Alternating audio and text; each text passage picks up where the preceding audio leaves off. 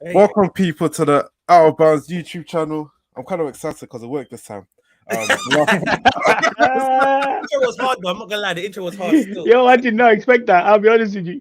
Yeah, We got Richard, didn't it? You're moving. yeah. He also called women in tech, but men in tech kind of thing in this case. But yeah, we are here to discuss basketball. As you can see, I am here with the regulars, Sam, Abbas, Kojo. How you guys doing? I'm all good, bro, man. How are you, man? Now chilling, man. Lakers in 6, like I predicted, so I can't complain too much. I mean, and you know the Kings thing is still alive. You guys called me a madman. Last time we did this talking about how can I predict the Kings, even though it's not in 6, we'll do it in 7 instead. Destiny all around the same, but because we're all conscious of time, we're gonna start off with the East, and the first series that we do have, I believe, is the Knicks versus the Heat. New York stand up and the Miami Heat. Just before we go into that matchup, what did we think of the Heat versus Bucks series? Should we just go to the Heat fan in the bottom right corner with the? Oh yeah, let him just go first. Let him open up with his Heat. Mr. Butler believer, Mr. Bro, Coach, listen, number one fan. You're right. Do you know what? I'm happy that you guys set that up, but let me just say this first. Like, I still thought the Bucks would win. Like, I still believe that the Bucks were going to win the entire NBA championship. So I can admit when I'm wrong there, but we need to put some respect on playoff JB, Jimmy Buckets. He's the best. He's the best in the East right now as a player himself. Like, I think he's the best player in the East right now. The Miami Heat just did what Miami Heat stuff do. Like I said, even though I predicted the Bucks, I said anyone who plays the Miami Heat, regardless of their seeding, it's going to be a horrible matchup. You'd rather play somebody else in the East, and this showed it. Like Coach Spoelstra is like the best coach in the league, I think personally.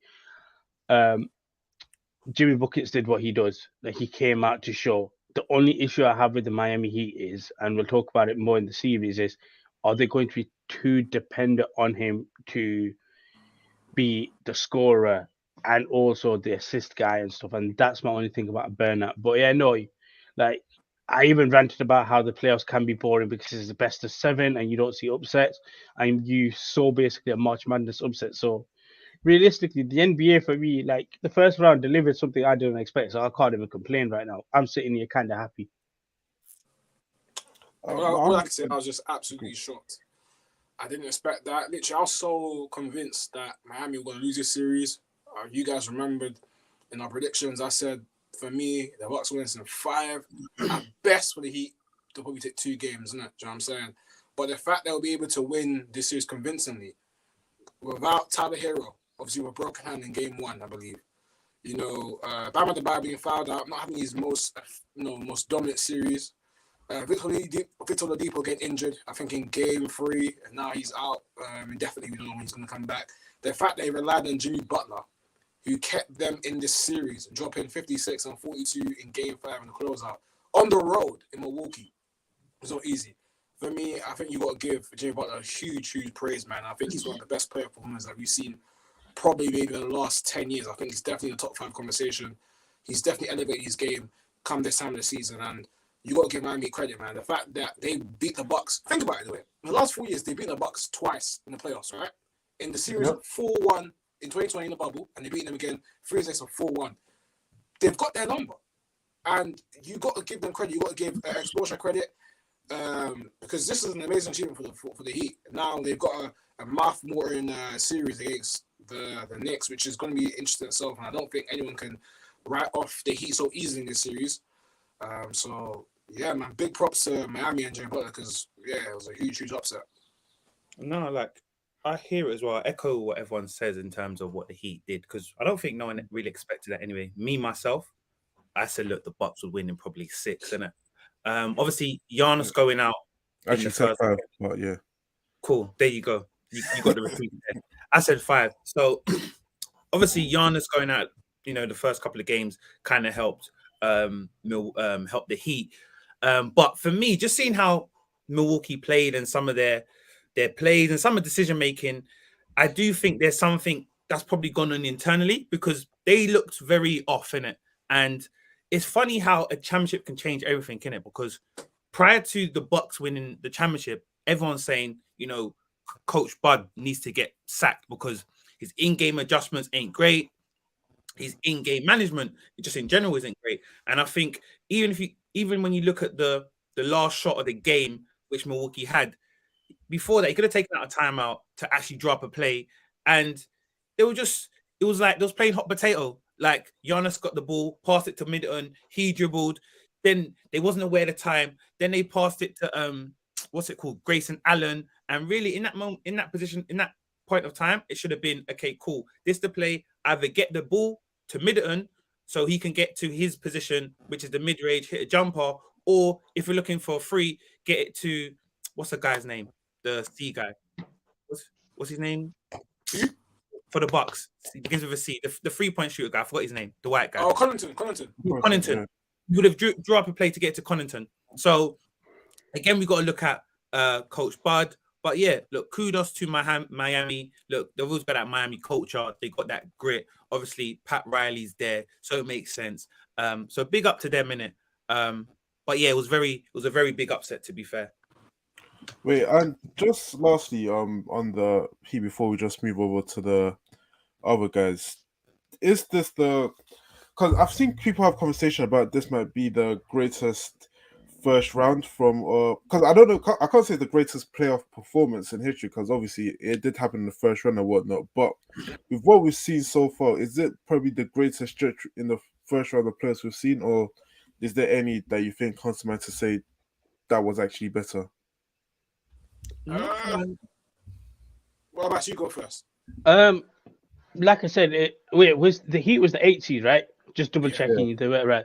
Yeah. So yeah, I'd say in terms of upsets, again, it comes to what we always say about like I compared to March Madness. If a 16 seed beats a 1 seed, we always say it's like this is what we want. This is the type of things we like to see as well.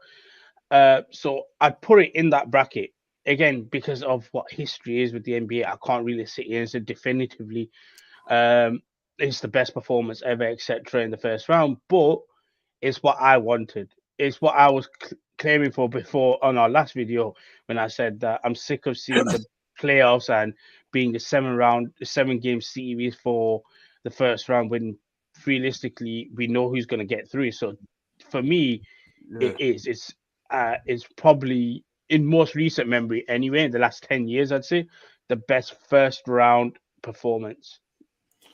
Okay, yeah, I'd concur with Bass. I feel like since I've been watching NBA for the last 7 years, I haven't seen any sort of first round series which has kind of got that much magnitude in terms of shock. And yeah, like again, if you're looking at March Madness, as NBA fans, we want to see upsets, especially in the first round. And I think it's good for the NBA, the fact that the Heat team, you got to remember, like obviously the Heat team, obviously they got star players with Jimmy Butler, but they've had a disappointing year in terms of the regular season. They finished 7th. Last season, they finished 1st. They've been very streaky this year. They've had a lot of injuries. A lot of players haven't been consistent. Doug Robinson has hardly played that much games in the regular season. He's come in, had a surprisingly good series against Milwaukee. Injuries again, which have occurred in this series as well. You also got to look at it in this way as well with Miami. The fact that they lost in the playing game to Atlanta at home when they got blown out. Let's be real, like this team, weren't expected to do much. It wasn't a good year for the couple coming to this series. This series has kind of saved the overall outlook of the season. So for me, yes, this is definitely one of the biggest shocks. I'll say definitely probably within the 21st century, but I wouldn't go to say it's probably the greatest upset or Jimmy Butler had the greatest, postseason performance. It's nowhere up there, but you got to give him praise and credit, and I think we now take him seriously. I think we expect many big things coming from Jimmy Butler. Yeah. I mean, just before we move on, because someone mentioned on the Twitch comment about how respect to the Bucks because they still fall without their stars and stuff. And I think one thing about the NBA is there are obviously you get upsets, but the best team always wins in a 7-game series. And even though I think obviously Giannis didn't play for the 2 games or 3 games or what it was, I still think even the 2 games that he did play, they lost both of them.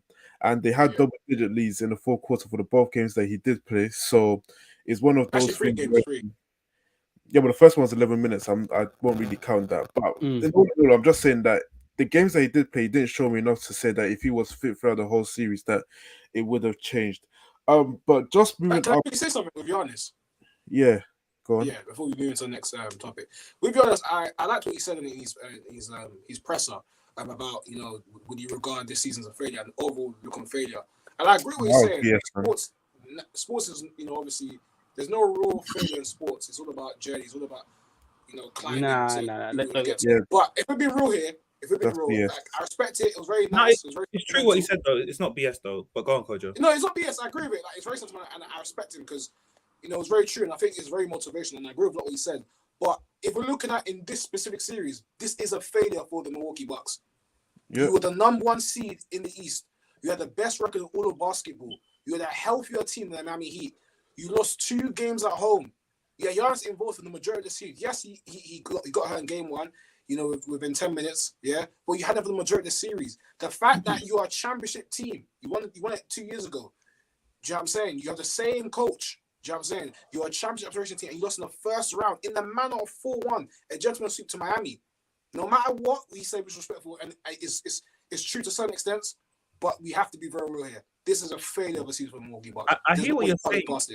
I hear what you're saying, Kojo, but this is where I have to take things into context because when Giannis did win that first chip, there was always, not an asterisk, but there was always, if KD's foot was just behind the arc, it would have been a different story. So, yes, they won the chip, but there were certain parameters that you knew that if KD had his full strength team, they wouldn't have won it. So, yes, we can go back to them winning the chip, which is, okay, cool, they've won it. But we just knew maybe Milwaukee wasn't necessarily that team from what we saw last year. When we saw, okay, cool, Middleton was out and then Giannis had to step up, he wasn't able to step up in how we expect him to step up. When I've always said, cool, Giannis is a great player, but he's not the player that you want the ball in his hands in the last two minutes of the game, the clutch minutes. So what he said is very true. Like, it isn't a failure because the great analogy, which people always forget, and when it comes to saying who's the GOAT, whether LeBron or MJ, people always forget to use this narrative. Cool, MJ played 16 seasons in the league and got to 6 finals. So the other years, were they failures? But then when we exactly, but when we talk about LeBron, everyone says, well, he got to 10 finals, but he's lost 6. But he's played. I still regard that as failure. Pardon? I still regard LeBron's losses as failure, especially the 2011 season. You can't say they're failure because you can't say they're failures because one, only one person's going to win it, and two, he was against a team such as Golden State that was going to blow everyone out of the park. Anyway. No, but I'm talking about 2011 though.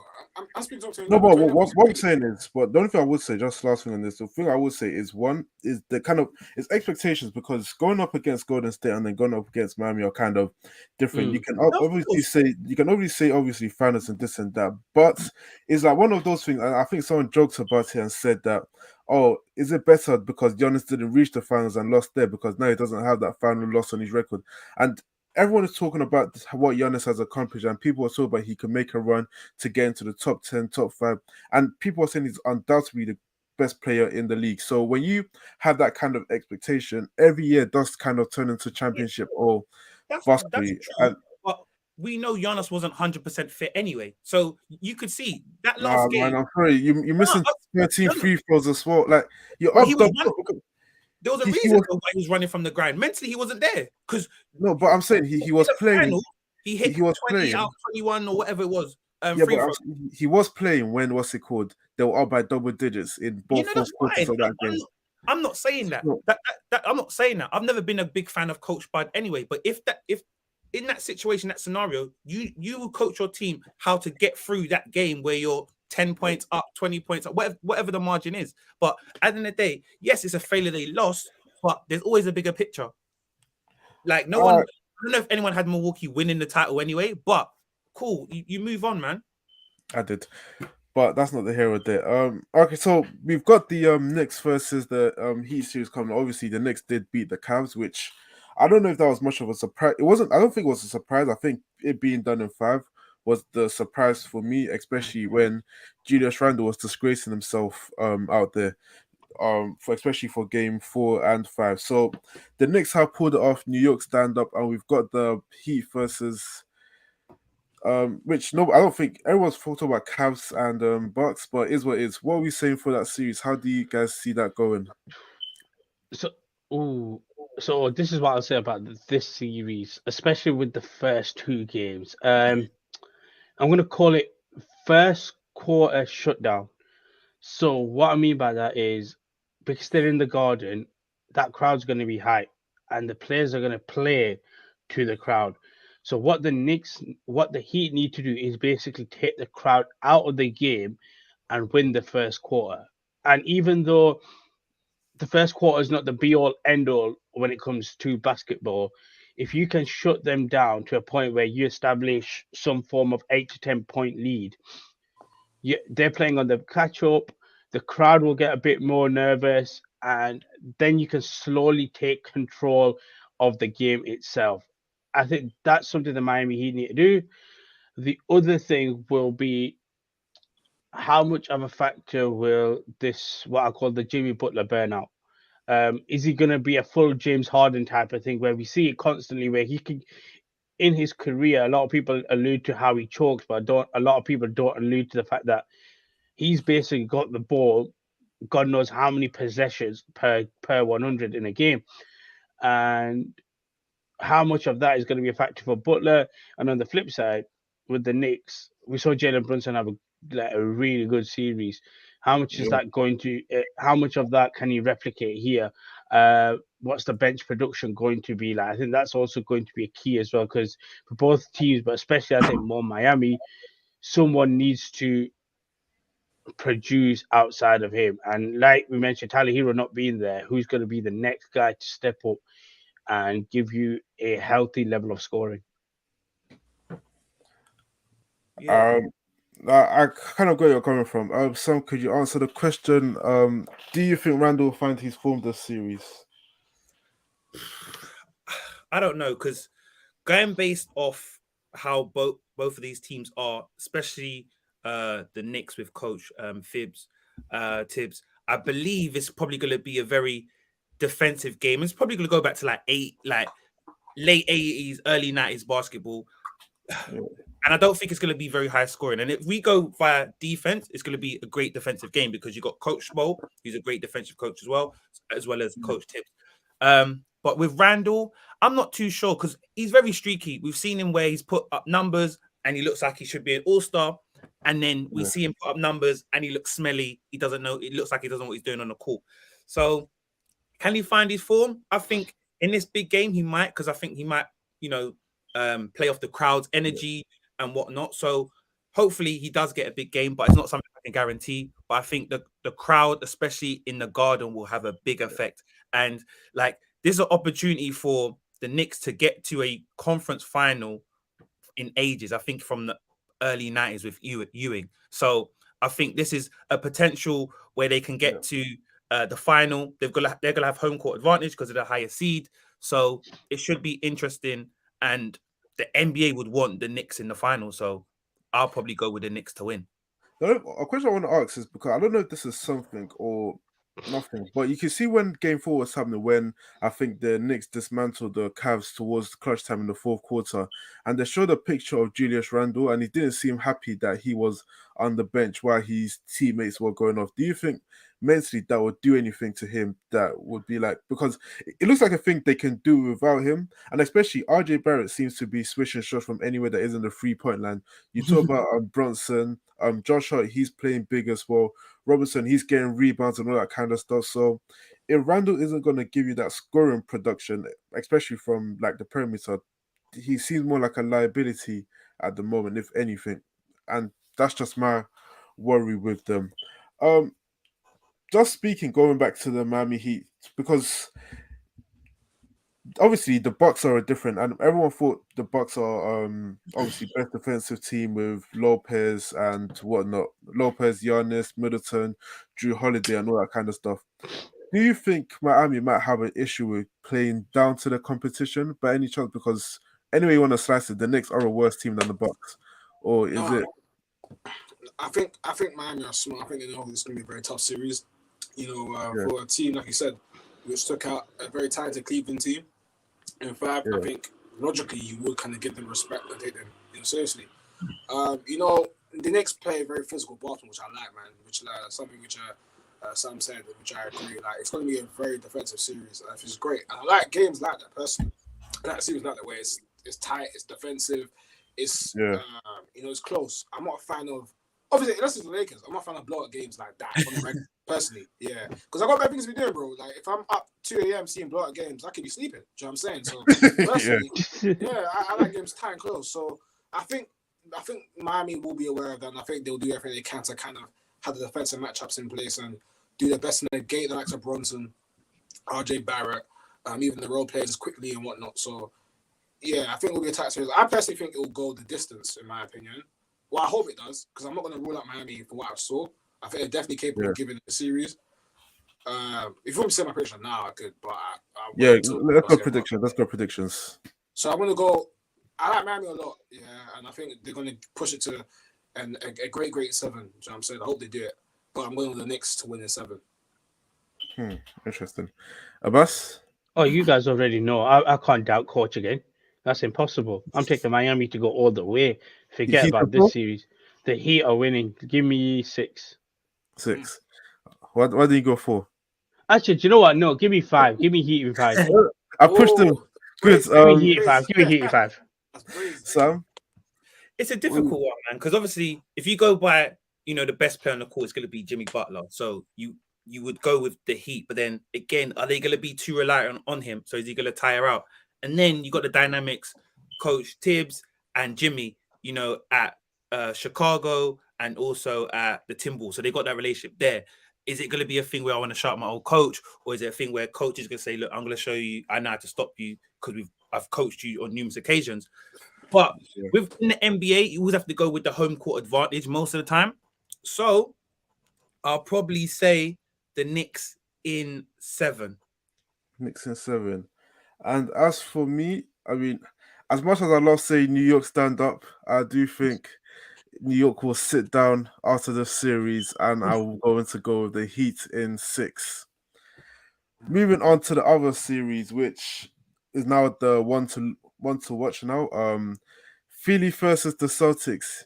As Embiid said like a few years ago, this ain't no rivalry because they keep whooping our ass. At the same time, 76ers are still here. You still got Harden, who led the league in assists. You've got Embiid, who led the league in scoring, who could potentially win MVP and all sorts. And even though the rest might be too long, they've been chilling for like nearly a week now, whereas in the Celtics have still been in battle with the Hawks.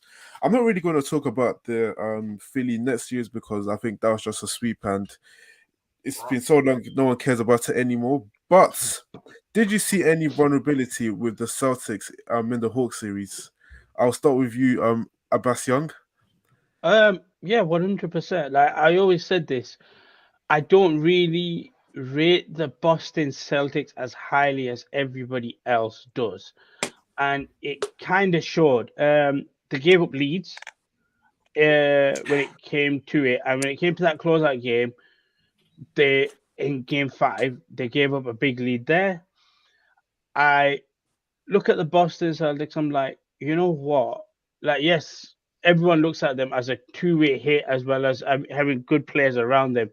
But you can shoot this team out. Like, you can actually shoot this team out of the building in some capacity. And the Hawks realistically could have taken this to 7. What I like about the Celtics is there's that 1-2 element of it. And you can still look at Jason Tatum and probably say he's still the best player on the court. But with that being said, like, yeah, there is vulnerability. Like, for example, the fact that they gave up multiple leads throughout the series, the fact that this could easily have been 7 games, and we'd be sitting here talking about them playing a 7th game tonight or tomorrow is a big thing. So, yeah, there are vulnerabilities with this particular team, and it's not as good as what people make it seem to be. All right, so because obviously they've lost the coach with Udoka last year, and they've got in his name just escaped my mind, so I'm not going to spend too much time on it. But obviously they've got a new coach. Do you think they're better than last year or they're worse than last year? I think last season, where did they finish in the regular season? Second. Yeah, I remember they finished second when they swept KD. Yeah, Kyrie. so Yeah. the regular was kind of the same. I feel like defensively they're not as proficient as they were last year, according to what I've seen of them. I don't know if any of you agree with me, but I don't think they're as proficient as they were defensively last year. I think what we spoke about Boston Celtics, what we were raving about is how great they were defensively and how they're such a great defensive lockdown team, and they're going to cause so many teams problems. And they had a high deficiency rating, I think the best in the league actually for the last 5 months, even in the postseason as well last season. So I don't think they're as proficient defensively. I think they've gone better offensively. I think they're still an offensive team, especially from the 3-point range. They're still got the same team practically. They've still got good role players. They've still got Peyton Pritchard, Grant Williams, Robert Williams. They've still got a good collective. Obviously, Joe Mazzulla hasn't done anything wrong. Hasn't really hampered the team. He's coming and the team is still relatively good. I agree with Abbas. My opinions on the Celtics are just our bias anyways. But look, I was a bit surprised they won in 6. I thought they were going to sweep the Atlanta Hawks. So I'll be totally real with you. I didn't think Atlanta would get any game. So the fact that they got taken to 6, credit to Atlanta, they fought hard. Shout out Trae Young. But I think overall, this Celtics team are probably gonna. Pay me to say this, but I think they will probably get out of the East. I do think they will take this series against Philadelphia. Probably in 6. Okay, so just quickly on Philly, because I don't know, there's something every time I watch them, there just always feels like there is that something missing. Because even when James Harden had that first game where you hear a bunch of threes, he's overall, like, obviously you want to start looking about true shooter percentage and effective shooter percentage. That was probably high because you're bombing threes.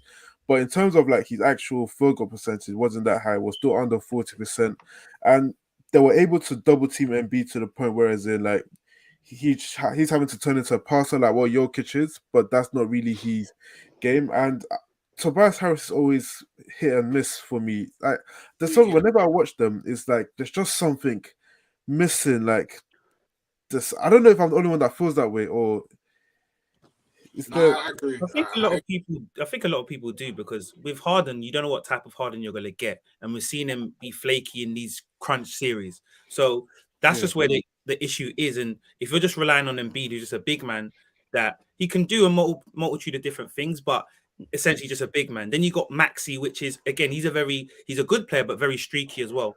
And then you got Tobias Harris, which you don't know what you're getting with him in it. He's on a max contract, but he's not really a max player. You know what I mean? And with me, similar to like what Abbas said, I always go, if you got 2 combo guards at the back that can get you 30, I'm always gonna go with that team, because I know they can make different shots and they're also playmakers. And I think Abbas said a few things, but I said my mindset is don't kind of look too much at that, because we've seen this season with the Celtics. They've always played down to competition, innit?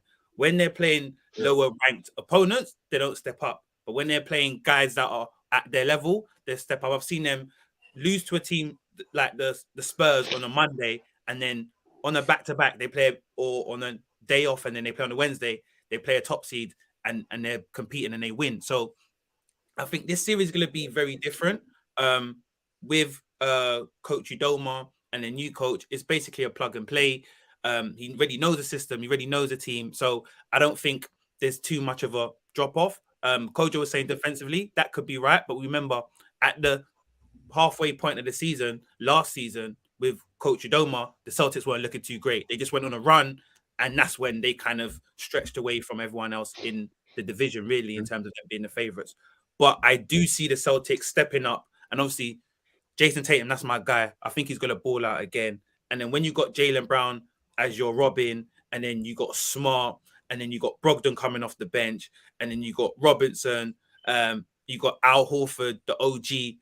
You start reeling off names and you think, okay, cool. If they've got a good game plan in play, then they should beat the Sixers. As much as I want to see Joel do good, he's just always in the wrong position as a seed to meet the wrong matchup, innit? Do you know what I mean?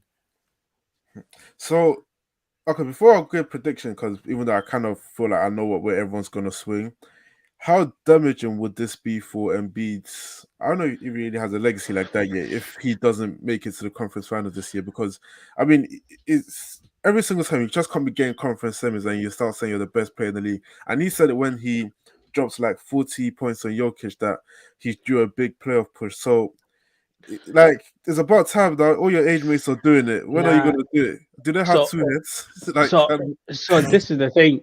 It's not going to be as damaging for him because if he still wins that MVP, he wins his season award that he wants. So he gets something for his player for the season. Like I said, the only two people, unfortunately, becomes damaging to is Doc Rivers and James Harden. They're the only two people you can look at because James, for once, he's not the A guy. So what that means is everything is not about you. So you should now we've given you the benefit of the doubt where you've tired out. Now you're not tiring out because nothing is about you. It's about Joel Embiid as the number one guy. So again, shouldn't really be issues for his production to produce to a second tier or the partner in crime type of production. And then when it comes to Doc Rivers, I've already vented about him anyway. Like you're playing now the one team that you build your career around. Basically, you won your championship against them. Go out, show out against them. Show to everybody why you're still that guy, and don't have no Boston hangover, no Boston love. They're the only two people to look at. The only reason Embiid might get a bit of slack is if the guys who are running for MVP alongside him go further. So if they do, then it's like, yo, well, Giannis obviously can't do. That's what to say. Yeah. But over in Denver, if they go and somehow come out of the West, then it's like, yo, we might have given it to the wrong guy type of thing. That's the only type of thing he could get. But again, if he wins the MVP, his season's been complete anyway. Yeah, I agree with Abbas. Sorry, I agree with Abbas with that statement regarding Embiid. If he does win MVP, it doesn't really affect him. But where it will affect him is next season. If they're not a 1 seed and they're not getting to the conference final as being the reigning defending MVP, then people will have question marks about him because, like you said, it can't be since you've been playing and being a regular starter for that team. It's just been Eastern Conference semis or bust. Like it needs to start transitioning to conference finals or bust. Yeah. All right. With that being said, predictions. What are we going with? Celtics. I hope Freddie can pull this one out, and I'm praying they do. I want him to do this, but I gotta be real here. Celtics in 6.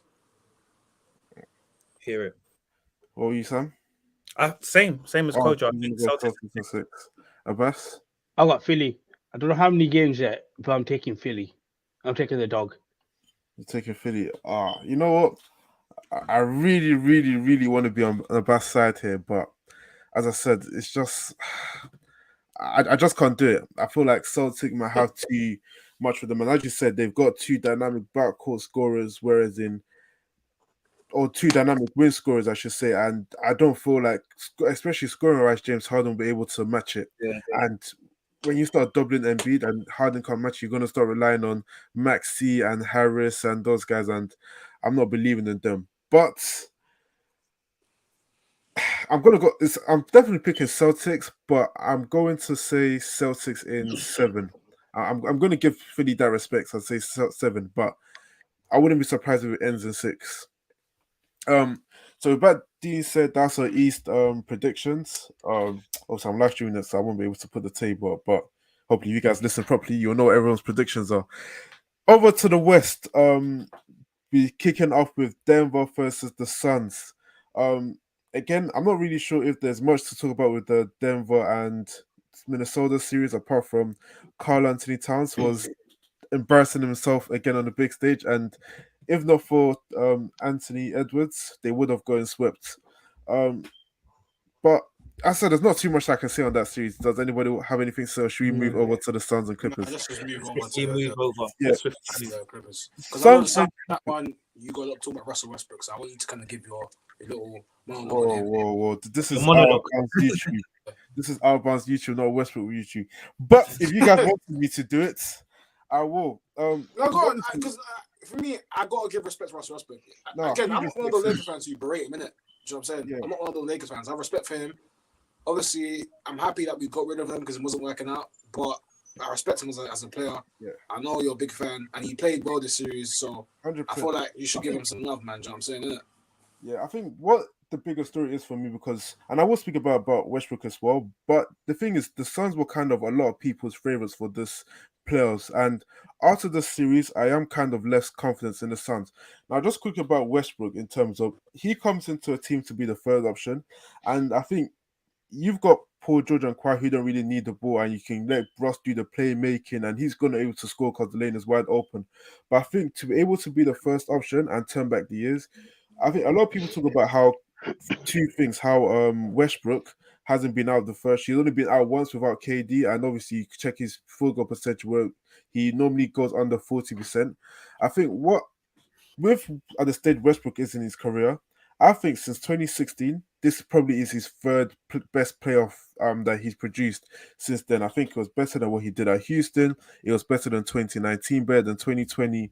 And I think to be able to drop back-to-back 35, 37, and all the games against the Suns, even though it looks like a gentleman's sweep, all the games against the Suns were close. And you saw when he had those big defensive plays on KD, a lot of times. And Devin Booker had to start switching off for us because Russ was the one giving him the most problems. So, as I said, like I thought my dog was done, man. I thought it was done. But Paul George wants him back. Chairman wants him back. GM wants him back. Tyloo wants him back. Everybody wants him back. But enough about Russ. With this series, as I said before, I'm less confident in the Sun. Does this series give you more confidence that the Suns can go all the way, or less confidence? Let me quickly just go. I Yeah. think with the Suns, it's a bit of a techie one because they've got the good starting five, but their bench ain't great. So how the games play out for the Suns is that the starters need to give them a good lead. So when they go out and the bench players come on, like there's enough of a big gap. So even if it's 20 and then the bench players come on, they take it down to 10. The starters can come back and kind of elevate that. The only thing I'm worried about the Suns, from what I've seen, is defensively. They don't look great defensively. And if you always have to go into a game in a shootout, it's very difficult. And one thing I'm starting to see with the Suns now is, I wouldn't say there's a little back and forth, but we don't know whose team it is yet. Because when it gets into these crunch time, who's gonna take the last shot, or who's the ball gonna be? As well. Pardon? It's looking like Devin Booker at the moment. Yeah. It's looking, but I don't think it should be, and that's where there's going to be an issue because I think Monty Williams doesn't want to kind of break the apple cart and say, "Look, cool, Booker, this has been your team for a minute. We've brought in KD to get us to the promised land, but you still have to take that into consideration." And I've seen in the games, Booker's having the advantage of having KD on his side because KD's getting the double team, Booker's open, and it's open with the wide three. I still think that the Suns will do it, but where we have to be careful and vigilant about them is just on the defense. They're not great defensively. Do you know what? This goes down to, so let's be real. If the Clippers are healthy, wait a minute to be healthy. If the Clippers had Kawhi, the Suns, we're not having a conversation about the Suns. The Suns are basically one injury away from the top two guys from being swept against the Nuggets, or whatever games are left over at that point. If there's an injury, they'll basically leave. I'm not a fan of the Nuggets because one, it's Denver. Like I don't like Denver as a market myself. Like there's nothing attracts me to say I want to watch the Denver Nuggets type of thing. But with that being said, you've got a guy who could potentially win 3 MVPs in a row. Playoff Jamal Murray, if he comes back and does his thing like he did, he had a few games against the Timberwolves as well. All of a sudden, we're like, yo, this is a series. And I do think the Nuggets get overlooked because they're not the most attractive market and attractive team. And also on top of that, like I said, their superstar is a big guy. Like their superstar is a setter. So it's like, do we really care too much?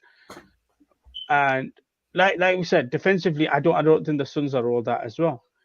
Yeah.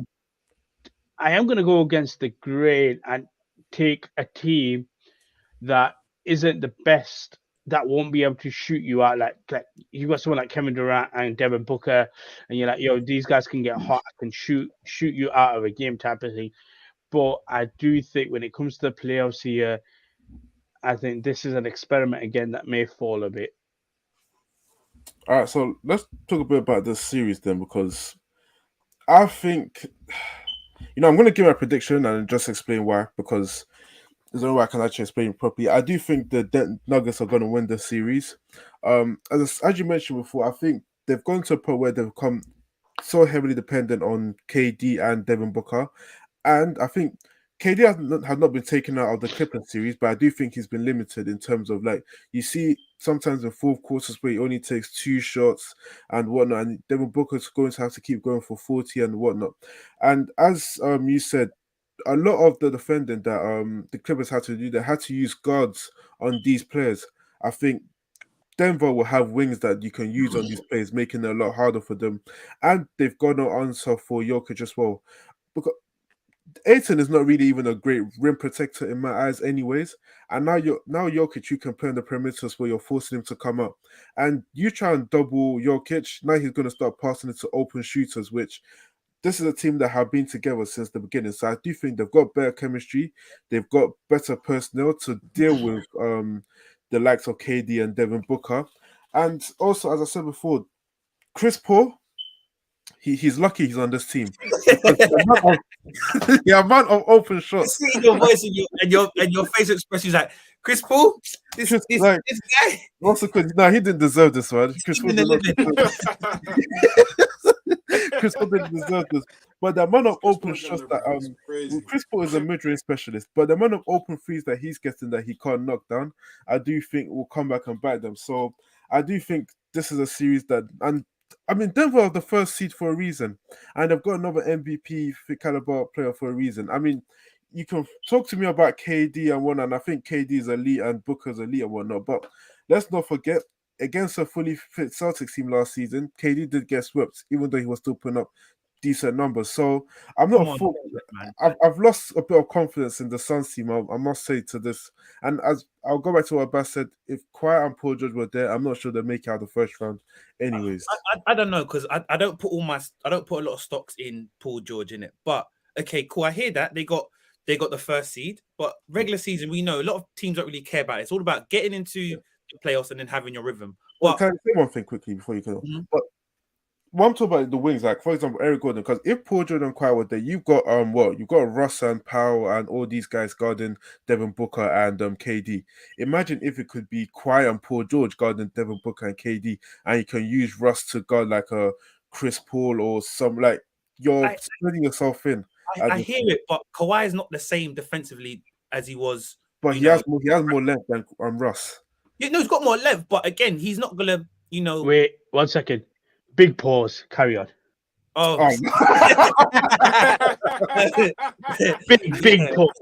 I said big pause. The NBA's going to find him 25K for this now. No, but I think in terms of that, he hasn't been the same defensively. And I hear it. It would have been a more competitive series. But then also, I think look, they've got Jokic, cool. But if I'm the Suns, I'm making sure I'm putting Jokic in the blender. I'm bringing him out for the pick and roll every single time. Put him in a pick and roll every single time. After that, the guy's his head's gonna be gone, and the game's gonna change, because when you got that pick and roll, whether it's CP3 and Book, or CP3 and KD, CP3 and Ayton, we know Jokic ain't great defensively. And once you start getting into someone's mind defensively, that kind of starts to affect you on the offense side. So let's see how that goes. I'll put my prediction there, because KD's my guy, and I'm just gonna say, do you know what? I might just see the Suns winning in 5. I know it sounds wild, but look at Coach. But I think Suns what? I'm telling you, I think the Suns are just going to step up to the opposition and say, do you know what? Let's set a benchmark, let's set a marker, and get them out there. The same way people had this with Doncic last year and Dallas, and they're going to do this. And do you know what? Golden State said, you know what? Relax. We're still the guys in this division, and gave them the gentleman's sweep. I think KD, Book, and all those guys are going to step up, because everyone's saying these stuff about Denver, saying, the Suns need to look out. Denver's the number 1 seed. They got the reigning back-to-back MVP, playoff Jamal Murray. These guys are going to say, do you know what? Let's put our statement. Let's put a marker. So I'm just going for something outlandish. I'm being a bass for once, isn't it? So I'm going to say the Suns in 5. one thing I'm gonna say is before I pass it over to Kojo Abbas, the pick and roll point that you made, and I could be wrong, but I don't think it would be as effective just because I think if you're trying to get the switch on Jokic, it means you're putting Aiton onto a smaller guy. I don't believe Aiton punishes smaller guys as much as he should for someone his size. Pause again. So I don't know how effective the pick and roll would be against Denver. And as I said, they've got multiple. Like Murray is a good defender. You've still got Murray. I think he's a decent defender. Even that injury had going laterally and moving side to side. I don't think those guys don't really want to do that. But let's see. Yeah, but yeah, Kojo, what do you have to say about that outlandish comment about Suns in 5? You can say that statement that Sam just made. You could say it's blasphemous. Absolutely. Sam, you're a cool guy, I respect you a lot, but we can't accept that sort of prediction here. Yeah, out of our bands. We can't accept it. Now, you know what? Yeah, keep the receipt. That comment was really out of bounds. That comment was really out of bounds. Exactly. The name of the show started to come with something outlandish, something outbound. There you go. That's what we want. You know what? I've said it. I spent that from my back. Clip it. Yeah, we'll clip it. We'll book it. We'll bookmark it. We'll come back to it at the end of the series because I won't forget this. I will definitely won't forget this because I like to put it. Crazy. Do you know what I'm saying? You know what? Thank you, Sam. That's giving me the clip I'm using to post this for the crazy stuff. With that being said, predictions. Abbas, we're going to start with you. I'm taking the Nuggets. I'm gonna go 7 because, but let me just say this: if Phoenix wins game 1, then I'm kind of with Sam. If Phoenix do take game 1, if Phoenix takes game 1 only, then I'm kind of with Sam on 5. Fair enough. Kojo? A bit more of a respectable scoreline in this series. I'm going to go with the Nuggets to win in 7. And the reason I say this, I think home court advantage is going to be a big factor. The Nuggets have been playing great basketball at home this postseason. They got the highest attendance for the postseason, 29,000. I don't understand why. I don't know, because in the regular season, I think their maximum was 18,000. So for the postseason, they've increased it. So I don't know why other franchises like the Lakers can't get up to 20,000. It doesn't make sense. What else are other people going to do in Denver anyways? They're not going to fair enough. Yeah, it's the only, apart from the Broncos, he's out now. But yeah, I just think the home court advantage is going to be a big factor. I feel like in terms of talent, I think it's quite close in terms of the teams. You could say Denver have more depth, which I agree. Defensively, I think Denver are slightly better. But again, with the Suns, Devin Booker for me is a star player. For me, you could say he's Kobe Bryant 2.0. You got Kevin Durant, which is an elite player performer. And you can't really stop him when he's in his groove. Do you know what I'm saying? Monty Williams is a good coach, so I'm gonna give it some respect. I do feel like they will push the series. I wouldn't be surprised if they win this series though. Like I can see where Sam's going with Suns winning, but I don't think they're in 5 though. Do you know what I'm saying? I think Denver are too good for them to be violated like that, in my opinion. Yeah. But I feel like the Nuggets should be able to win this because defensively they're better. They're a bit more complete team because they've got the depth. So with those two things, I'm gonna take the Nuggets to win in 7. And I'm going to go with Denver in 6, just because I think if the Clippers, I feel like obviously Clippers kept the Suns in close games every single time, and I do think we're going to get similar situations here, and I do think it's one of those situations whereas in Jokic will continue to keep a cool head, and I think he will execute better in the clutch, whereas in those games that the Clippers couldn't close out, I do think Denver will be able to close out more often than not, so I'm going to go with Denver in 6. And moving over, it's not really the last matchup because we don't know. So I think the way we should do this is we should talk about who. Actually, no, fuck it. Let's talk about the Lakers first. Lakers versus Memphis is a parade in Summer City. Yeah. It's just the city is Los Angeles and not Memphis. I mean, what I think this was an absolutely crazy series because of. I won't lie. As much as everybody is clowning him, I do think Dillon Brooks made the series a lot more entertaining than it should have been. With the whole LeBron's old, I won't respect anyone till he drops 40, poke the bear this, and even after you could see Desmond Bain talking after they won Game 5, talking about we're definitely going to be back here for Game 7. So there seems to be a lot of like back and forth, whereas the Memphis were doing all the talking and LA were doing all the winning. And yesterday or this morning in the UK, the series was closed down in 6, where the game was pretty much over after 2.5 quarters. What do we make of LA this series? Do you think they've shown us enough to think they are Raw Championship contenders? Okay, you go first, man. Yeah. Cool. What it showed me is when you have your superstars healthy, you win. And that's the one thing you had this series with AD and LeBron. Even though there was periods where you looked at it and you said both guys didn't become the A1 player in the match, in the game itself. Like yesterday, D'Angelo Russell led the game in scoring.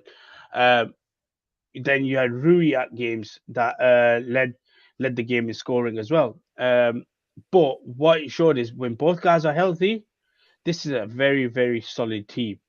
There were times, however, in the series where I looked and I was like, yo, we're giving up leads. What are we doing? Why are we giving up leads? So there's that frailty there. And then there's also times where I'll go back to Game 5, for example. You get blown out at home. I mean, on the road and stuff like that to Memphis. So there's an element of frailty in the team. But overall, what the series said to me was when our superstars are healthy, we can go ahead and do stuff. And side note, Ja Morant, I think of you as having one game of value, and that was it in this entire series. And that was at LA yesterday. What were you doing? I didn't see nothing from you. Like I know there's a guy here who likes Ja. And I'm gonna let you speak on him. Because at least my guy was ice cold for most of the series, even though the game wasn't out.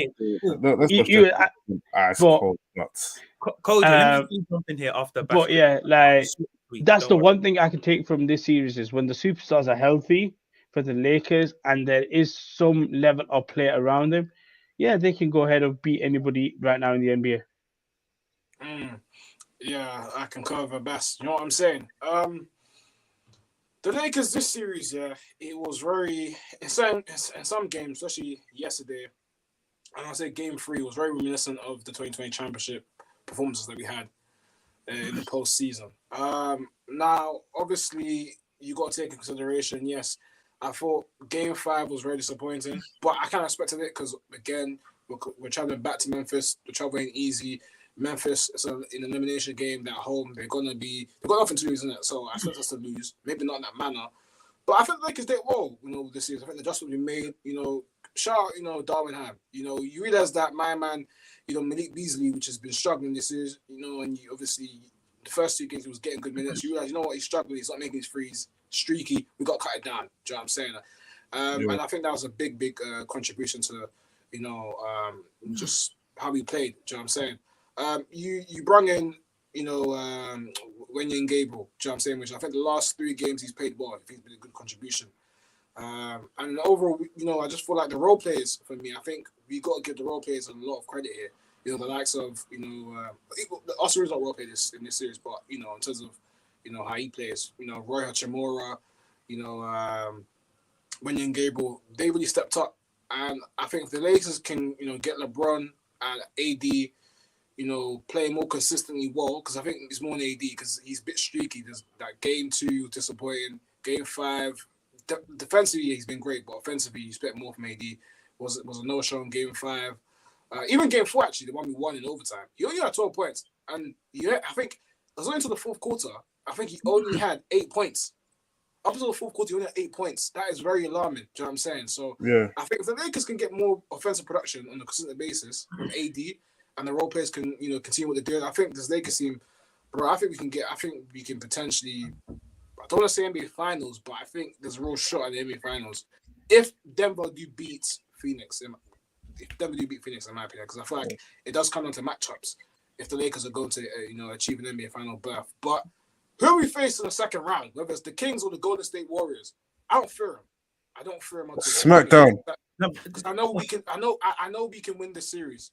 But the Lakers have got heart, and that's the thing we've got to give this team credit for. They got heart. They can fight. And shout out to the 19,000 in Staples Center, Crypto.com Arena, because the 3 games we had, they were amazing.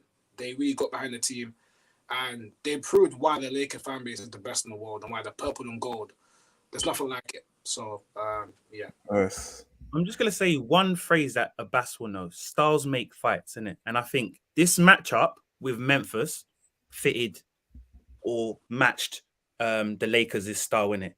I think when you're playing the Golden State, when you play either Golden State or Sacramento, because they're very similar, they're from the same school. You know, Mike Brown is from the school of Steve Kerr. It's going to be very different. There's a lot of rotations, a lot of back cuts, a lot of movements.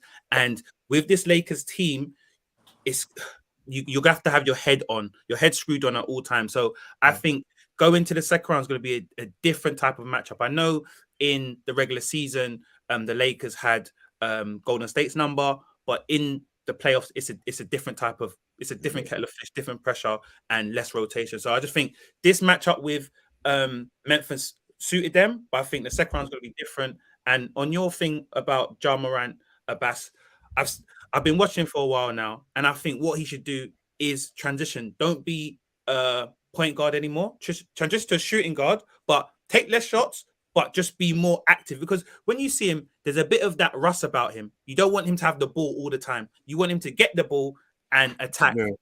So I think keep Desmond Baines or Trey Lyles as the point guard, move Ja Morant to a shooting guard, and make him play more off ball than him handling the ball 24/7. That's what I think, because he's not a traditional PG. Okay, before we quickly talk about the Kings and Golden State series, I just want to give prediction. What I'm going to say is I'm going to say if the Lakers was to play in Kings, how much I think who would win that series, and if the Lakers was to play Golden State, who I think win that series. So if the Lakers play the Kings, I think Lakers win it in 5, and if Lakers play the Kings, I think that's Lakers in 5. If Lakers play Golden State, I think it will be Lakers in 7. Yeah. Again, just to kind of echo what Sam said. Again, the Kings and Warriors are from the same school. They play a very kind of similar brand of basketball. You know, they push the ball at quite a high pace, a lot of back cuts, a lot of good ball movement. The off the ball movement is very, very high rate as well. There's a lot of movement there. So the Lakers will need to kind of be on board and kind of keep up with the switches and whatnot. So I think it will be a tougher series than Memphis. Again, if the Lakers face the Kings, I'm going to go Lakers winning 6.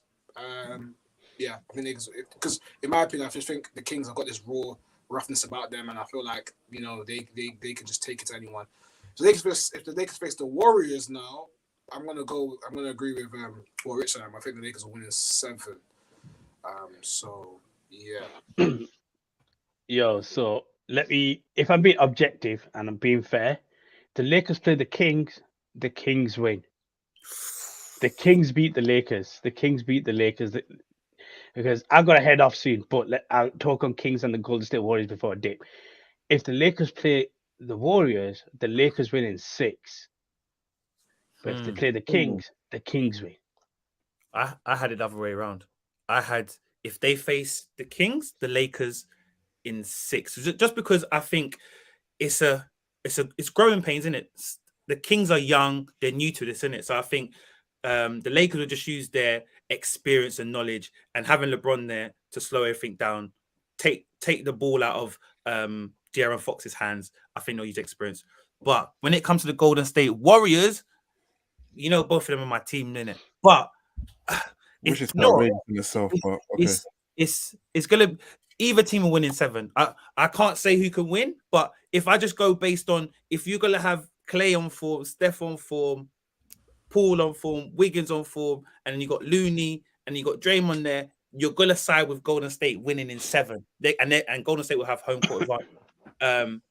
But you can never write off the king. You know what I'm saying? LeBron, he's had Golden State's number in the regular season for the past couple of years. So I would say either team will win in 7. Okay, just before let's just talk about the Kings and Golden State game 7, because obviously everyone here predicted this series was going to end in 6. You guys said Golden State in 6. I said the Kings in 6. But it has gone to game 7, whereas I did think obviously when Harrison Barnes missed that shot, I did think it was slightly over for the Kings, because first of all, there was no way the Kings were going 3-0 up against Golden State. But I did think they had to win the second, which they didn't. But big credit to them. They've come back. I mean, Game 6 Clay is a myth. It doesn't exist. The pool party is empty right now. Like there's nobody's attending at the moment. Like it's dried up. And so, as I said, who do you guys think is gonna win Game 7? People, short and sweet, Golden State. Steph's gonna step up. We've seen them do it last year. They went to TD Garden and won a chip there. So I'm going to go with experience and been in these situations before. So Steph's going to show up. He could probably go 0 in the first 2 quarters and then the second half go for 33 and win. So I'm going with Steph, man. Chef Curry. Sacramento. Like, if you want to clip this up. The Golden State Warriors are overrated. 100%. They should not even be in this series. If there wasn't an element of naivety from the Sacramento Kings, I believe it was Game 4. They should have won that game as well, where they had the technical and Steph basically gave that away. But I said this, and I'm fair to it. Steve Kerr gets away with not getting any blame because he challenged that screen, and that was an offensive foul. And he basically lost the timeout, and I don't think Steph and the guys knew that. Sacramento should have won that game. Game 5, it is what it is. They came back, won Game 6, where you meant to close out, and now you play at home, Game 7. Your first playoff Game 7 in a long, long time. That crowd's going to be up for it. And for that reason, I'm taking Sacramento to beat the Golden State Warriors. Interesting points. You made the best. Look, I won't be surprised if Sacramento win Game 7 and advance to the conference semifinals. I won't be surprised. And I won't be surprised if the Golden State win this. Now, to touch on what Sam said with the Golden State and why he has confidence in, for them to win Game 7, it's a bit of a tricky one still, I'll be real, because this team have been very shocking on the road. And obviously they won Game 5, which was a good win, but they lost the first 2 games on the road at Sacramento. And just based on their form on the road this season, I don't know if they're going to win another game at Sacramento. Sacramento have been amazing this season on the road and at home. They've been better on the road, but they're a very good home team as well. And I don't know if they can be able to win a second game in the Golden One Center with the pressure that's on the Warriors, because they're rattled for me. And I was very surprised today when watching that game at 4 o'clock in the morning and see it, and it was very, very alarming that they lost by 19 points at home in a closeout game. That is not normal. And I feel like for me, the shift could be changing with the Golden State Warriors. I think it's very likely that the Sacramento Kings do win this game. So I'm leaning more towards Look, I want Golden State to win because I like Golden State. I want the Golden State against Lakers. I think it will be good for basketball. Yeah. But right now, I think the Kings have got their number, because this is a game you had to win. You can't go back to Game 7 with a team who's very good at home and you struggle on the road all season, and they won the first 2 games at their crib. It's a bit of a sticky one. So I'm going to lean more to Sacramento winning Game 7. So, Rich, Sacramento winning this. And as Kojo said, he said he wants Golden State to win because he likes Golden State. I want Golden State to win because I don't like Golden State. So I want LeBron and the Lakers to be the ones to knock them out instead. Saying that, I'm going to stick with my Kings prediction that I originally started with. We're getting those boys out of there early, and I'm going to go with the Kings to win Game 7, which means I then later believe Lakers will win this in 5. But yeah, I mean, thank you guys for joining me. As you can see, all their social media tags, I think that's for Twitter anyways, Kojo, Sam, and Abbas. And as for me, as you can see, scrolling on the bottom, because I realized that I could do that now. Men in Tech. But yeah, thank you for tuning in. Gonna put this out on YouTube, not just live. And follow all my social media platforms on OuterBounds_UK.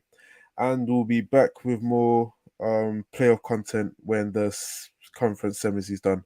And also check out the TikTok on YouTube, because we cover football and Formula 1 there as well. So if anyone is interested in that, then check it out. But until next time, thank you guys for joining us, and safe.